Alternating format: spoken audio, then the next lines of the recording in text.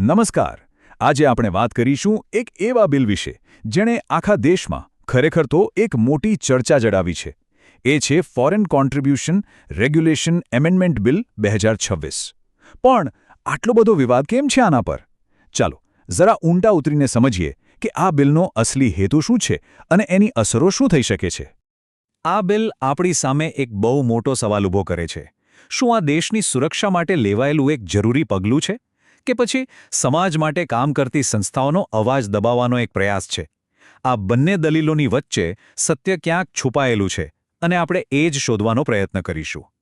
તો આખી વાતને બરાબર સમજવા માટે આપણે આ મુદ્દાઓ પર નજર કરીશું. પહેલાં તો આ ચર્ચા શરૂ ક્યાંથી થઈ, પછી સમજીશું કે આ એફસીઆરએ છે શું, આ નવા નિયુક્ત સત્તામંડળનો મતલબ શું છે, સુરક્ષા અને અધિકારો વચ્ચેની દલીલો શું કહે છે, આના બંધારણીય પાસાઓ શું છે અને છેલ્લે કયા પ્રશ્નો હજી પણ જવાબ વગરના છે.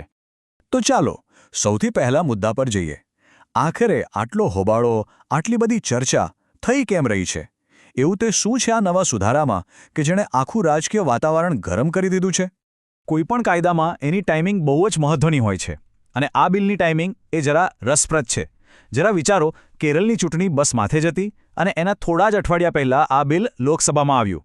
વિરોધીઓનું કહેવું છે કે આ માત્ર એક સંયોગ ન હોઈ શકે, આ એક રાજકીય ચાલ છે જેનો હેતુ લઘુમતી સંસ્થાઓ પર દબાણ લાવવાનો હોઈ શકે છે. હવે જરા આ આંકડા પર ધ્યાન આપો. 22,000 કરોડ રૂપિયા! આ કોઈ નાની સૂની રકમ નથી. દર વર્ષે આટલું મોટું ભંડોળ વિદેશથી ભારતની હજારો સંસ્થાઓમાં આવે છે. એટલે સમજી શકાય છે કે આના પર નિયમન લાવવાનો પ્રયાસ કેમ આટલો મોટો મુદ્દો બની જાય છે. ઓકે, તો હવે મૂળ વાત પર આવીએ. આ આખું બિલ જે કાયદાની આસપાસ ફરે છે એ એફસીઆરએ એટલે કે ફોરેન કોન્ટ્રીબ્યુશન રેગ્યુલેશન એક્ટ એ છે શું અને કામ કઈ રીતે કરે છે? એકદમ સરળ ભાષામાં કહીએ તો એફસીઆરએ એક જાતનું ફિલ્ટર છે. એનું કામ એ સુનિશ્ચિત કરવાનું છે કે વિદેશથી આવતા પૈસાનો ઉપયોગ સારા કામ માટે થાય, દેશને નુકસાન પહોંચાડવા માટે નહીં. જેમ કે કોઈ રાષ્ટ્રવિરોધી પ્રવૃત્તિ કે પછી જબરદસ્તી ધર્મ પરિવર્તન જેવી બાબતોને રોકવા માટે. આ કાયદો કંઈ આજે નથી બન્યો, એનો પોતાનો એક ઇતિહાસ છે. શરૂઆત થઈ હતી 1976માં કટોકટીના સમયે. પછી 2010માં અને 2020માં એને વધુ કડક બનાવવામાં આવ્યો અને હવે 2026માં જે ફેરફાર પ્રસ્તાવિત છે એ કદાચ અત્યાર સુધીનો સૌથી મોટો ફેરફાર છે. અને આ સૌથી મોટા ફેરફારનું નામ છે એક નવું નિયુક્ત સત્તામંડળ. આ જ એ મુદ્દો છે જેના પર સૌથી વધુ વિવાદ થઈ રહ્યો છે. તો આ નિયુક્ત સત્તામંડળ કરશે શું? ચાલો એક ઉદાહરણ લઈએ. માની લો કે કોઈ સંસ્થા છે જેનું એફસીઆરએ રજિસ્ટ્રેશન કેન્સલ થઈ ગયું. તો એ સંસ્થાએ વિદેશી ફંડમાંથી જે કંઈ પણ બનાવ્યું હોય, પછી એ સ્કૂલની બિલ્ડિંગ હોય, હોસ્પિટલના સાધનો હોય કે ઓફિસના કોમ્પ્યુટર હોય, એ બધી જ સંપત્તિ સીધી આ સત્તામંડળના હાથમાં જતી રહેશે. અને હા, આ સત્તામંડળની નિમણૂક કોણ કરશે? કેન્દ્ર સરકાર. આખી પ્રક્રિયા કેવી રીતે કામ કરશે એ સમજીએ. સ્ટેપ 1. રજિસ્ટ્રેશન ગયું એટલે તરત જ બધી સંપત્તિ સત્તામંડળ પાસે. સ્ટેપ 2. સત્તામંડળ એ સંપત્તિનું સંચાલન કરી શકે છે અથવા તો એને વેચી પણ શકે છે. અને સ્ટેપ 3. એ વેચાણમાંથી જે પણ પૈસા આવે એ સીધા જ જશે સરકારી તિજોરીમાં. જોકે એક વાત છે, જો સંસ્થા ટાઈમસર રજિસ્ટ્રેશન રિન્યૂ કરાવી લે તો સંપત્તિ પાછી મળી શકે છે.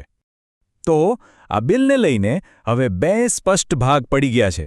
એક તરફ સરકારનો તર્ક છે અને બીજી બાજુ વિપક્ષ અને સામાજિક સંગઠનોની ચિંતાઓ. ચાલો આપણે બંને પક્ષોને બરાબર સાંભળીએ અને સમજીએ. સરકાર કહે છે કે આનાથી એક કાનૂની શૂન્યાવકાશ ભરાશે, એટલે કે જે છટકાબારીઓ હતી એ બંધ થશે અને દેશવિરોધી પ્રવૃત્તિઓ પર લગામ લાગશે. પણ સામે પક્ષે ચિંતા એ છે કે આનો દુરુપયોગ થઈ શકે છે. એમનો ડર છે કે લઘુમતી સંસ્થાઓને ખાસ ટાર્ગેટ કરી શકાય છે અને ક્યારેક તો માત્ર કોઈ ડોક્યુમેન્ટ મોડો જમા કરાવવા જેવી નાની ભૂલની પણ સજા તરીકે આખી સંસ્થાની સંપત્તિ જપ્ત થઈ શકે છે. આ વિરોધનો એક મોટો અવાજ કેરળના મુખ્યમંત્રી પિનરાઈ વિજયનનો છે. એમણે તો સ્પષ્ટ કહ્યું છે કે આ પ્રકારનું બિલ પાછું ખેંચી લેવું જોઈએ. એમનો તર્ક એ છે કે આનાથી રાજ્યોના અધિકાર ક્ષેત્રમાં કેન્દ્ર દખલ કરી રહ્યું છે. તો બીજી તરફ સરકારનો જવાબ પણ એટલો જ મક્કમ છે. કેન્દ્રીય મંત્રી નિત્યાનંદ રાયનું કહેવું છે કે જેમની નિયત સાફ છે એમને ડરવાની કોઈ જરૂર જ નથી. આ બિલ તો એમના માટે જ ખતરનાક છે જેમના ઈરાદા ખરાબ છે. આ લડાઈ હવે ખાલી રાજકીય નથી રહી, હવે એ બંધારણના દાયરામાં પહોંચી ગઈ છે, કારણ કે આ બિલ કેટલાક મૂળભૂત અધિકારો સાથે સીધું સંકળાયેલું છે. અહીંયા મુદ્દો વધુ સ્પષ્ટ થશે. આપણું બંધારણ આપણને સંગઠનો બનાવવાની આઝાદી આપે છે, પણ શું આ નવા નિયમો એ આઝાદીને સીમિત કરશે? એ જ રીતે ધાર્મિક સંસ્થાઓને પોતાની સંપત્તિનું સંચાલન કરવાનો હક છે, પણ શું હવે કોઈ સરકારી સત્તામંડળ એ કરી શકશે? અને લઘુમતીઓના શૈક્ષણિક અને સાંસ્કૃતિક અધિકારોનું શું? આ બધા એવા સવાલો છે જે સીધા બંધારણ સાથે જોડાયેલા છે. પણ અહીંયા એક કાનૂની પેચ છે જે સરકારની દલીલને વજન આપે છે. 2022માં સુપ્રીમ કોર્ટે એક કેસમાં બહુ સ્પષ્ટ રીતે કહ્યું હતું કે વિદેશથી ફંડ મેળવવું એ કોઈનો મૌલિક અધિકાર નથી. આ ચુકાદાનો મતલબ એ છે કે સરકાર પાસે આવા ફંડને નિયંત્રિત કરવા માટે કડક નિયમો બનાવવાનો અધિકાર છે. તો આટલી બધી માહિતી અને બંને પક્ષોની દલીલો સાંભળ્યા પછી આપણે ક્યાં પહોંચ્યા? આ આખી ચર્ચાનો સાર શું છે? જો આખી વાતમાંથી 4 મુખ્ય મુદ્દા કાઢવા હોય તો એ આ છે. પહેલું, કેન્દ્ર સરકારનો કંટ્રોલ હવે વિદેશી ફંડ લેતી સંસ્થાઓ પર વધશે.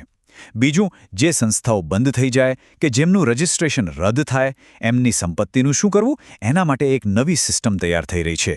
ત્રીજું, દેશની સુરક્ષા અને નાગરિકોની આઝાદી વચ્ચેની જે ચર્ચા છે એ હવે વધુ ગરમ થશે. અને ચોથું, આ બધાની સીધી અસર એ હજારો ધાર્મિક, સામાજિક અને ચેરિટેબલ સંસ્થાઓ પર પડશે જે ખરેખર જમીન પર કામ કરી રહી છે. અને અંતે આ બધું જ આપણને એક મોટા, મૂળભૂત સવાલ પર લાવીને મૂકી દે છે. કોઈપણ લોકશાહી દેશ માટે આ એક સનાતન દ્વિધા છે. દેશને બહારના પ્રભાવથી કેવી રીતે બચાવવો અને સાથે સાથે પોતાના જ નાગરિકોને ભેગા થવાની, પોતાનો અવાજ ઉઠાવવાની અને કામ કરવાની સ્વતંત્રતા પણ કેવી રીતે આપવી. આ બે વચ્ચેનું સંતુલન એ કેવી રીતે શોધાય? આનો કોઈ સહેલો જવાબ નથી, અને આનો જવાબ શોધવાની કોશિશ એ જ તો લોકશાહીની ખરી કસોટી છે. આભાર.